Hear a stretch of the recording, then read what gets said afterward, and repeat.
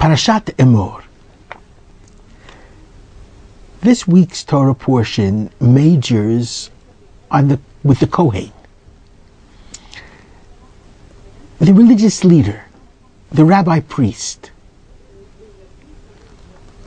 and all of the laws which pertain to the Kohen. The Kohen ministered in the sanctuary, in the temple, and as Moses says in Parashat V'zot HaBracha, at the end of the book of the 5 books of the Torah, when Moshe Rabbeinu, when Moses blesses the tribes, he says about Levi, the tribe that produces the Kohanim, Yoru Mishpatecha LiYisrael. They will teach God's laws to Israel. The Kohen is the teacher, the Kohen is the judge, the Kohen is the religious leader. What is the most important quality in a religious leader? Must he be a man of the mind, or must he be a man of the heart? Must he be the most learned person, or must he be the best, most humane person? I think in many ways, Judaism would say that he has to be a learned person. And there's no question that that's true. That's a necessary criterion. You cannot be a chef unless you know how to cook, and you cannot be a learned rabbinical Jew unless you know fundamentally Jewish law and know it very, very well. But here, I would like to make a very important point. There's an excellent book by Chaim Grada called Rabbis and Wives. And it pictured Europe pre-Holocaust. And it pictured a deeply religious Eastern Europe. It pictures mostly Lithuanian Europe. And it pictures a Europe that fundamentally succeeded in producing great Gedolei Torah. One of the personalities in this book by Chaim Grada is simply called the Parush, the one who separated himself. He's an individual who has very little to do with other people. He never answers halachic questions. He remains very much alone in meditation with God and in deep Torah study. And Chaim Grada explains why he took an oath that this was how he was going to live out his years.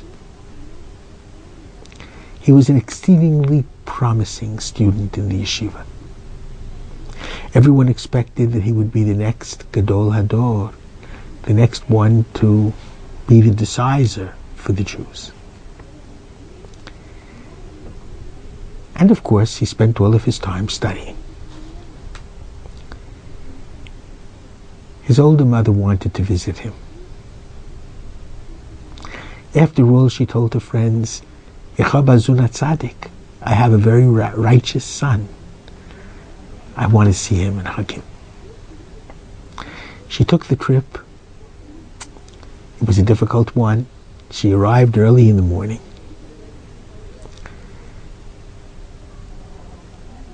And the students, she was told, were at prayer. When she saw they were breaking from prayer, she went over to one of the students who walked out of the study hall, explained who she was, and said she would like to see her son. He came back a few minutes later, and he said, you know, that it's Yom Kippur Katan, the day after Rosh Chodesh.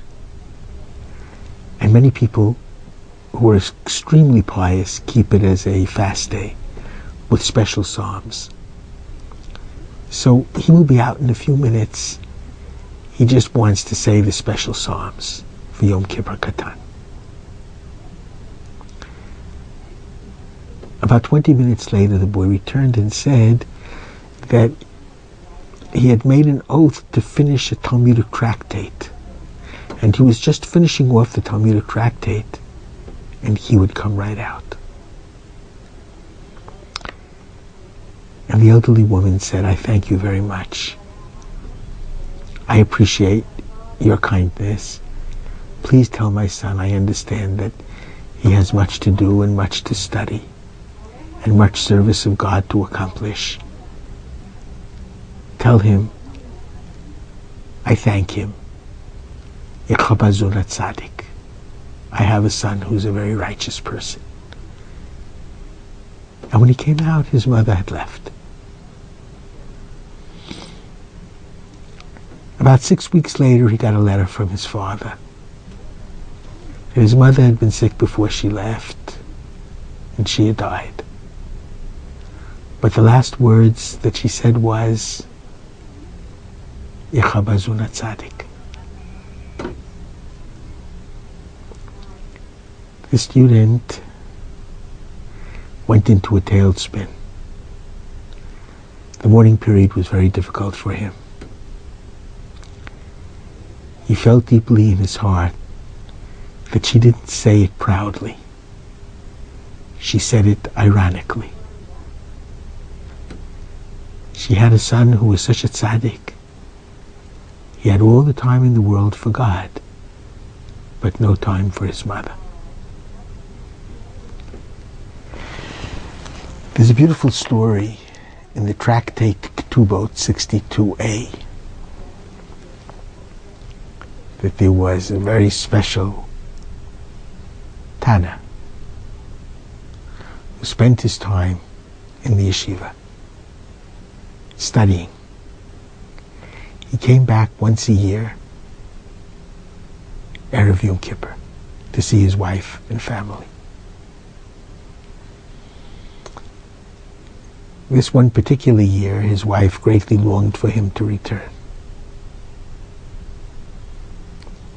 He didn't quite make it. He stayed in the yeshiva. He realized that he just couldn't get away. His learning became too important.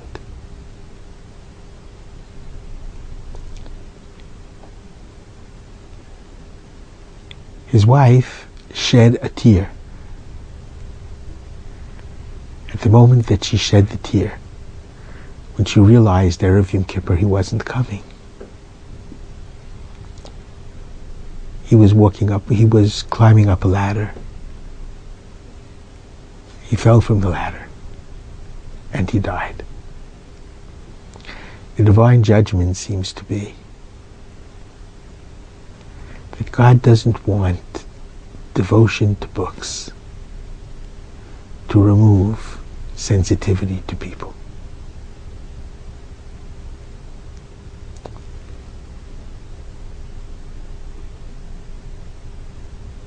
There have been great halachic decisors who have been enormously compassionate. Rav Moshe Feinstein is probably chief among them. He was one halachic decisor within the Haredi community in Israel who has been especially strict about women who require gittin, bills of divorcement. Very strict because his concern is first and foremost for the purity of Israel. In a fascinating essay written by Professor Rami Reiner, he gives a number of anecdotes about this particular great rabbi and his relationship with his family. His wife would say she could tear her hair out. She said it positively and proudfully. She knew she had to deal with all the family problems herself because she couldn't take her husband away from his books. The children never would disturb him from his studies. Once a week on Shabbat, dusk time, when there was no electricity in the house, so he couldn't read, he would go for a walk. And then another child would accompany him on each of these walks weekly. He never spoke, because he was always thinking in Torah. But the child was very happy and grateful to accompany. I don't think that breeds the kind of halachic decisions that the great rabbis have made throughout the generations. I believe that we learn from the Kohen. The Kohen teacher and ritual leader, when he gets up to bless the congregation, every morning in Israel, every festival in the diaspora, he thanks God for having granted him the sanctity of Aaron and giving him the charge to bless his nation Israel with love. Aaron, the first high priest, is known to be a person of love whose highest ideal was peace. Love and peace are affairs of the heart. Along with learning, a sensitive heart is a crucial component in halachic decision-making and religious leadership. Shabbat Shalom.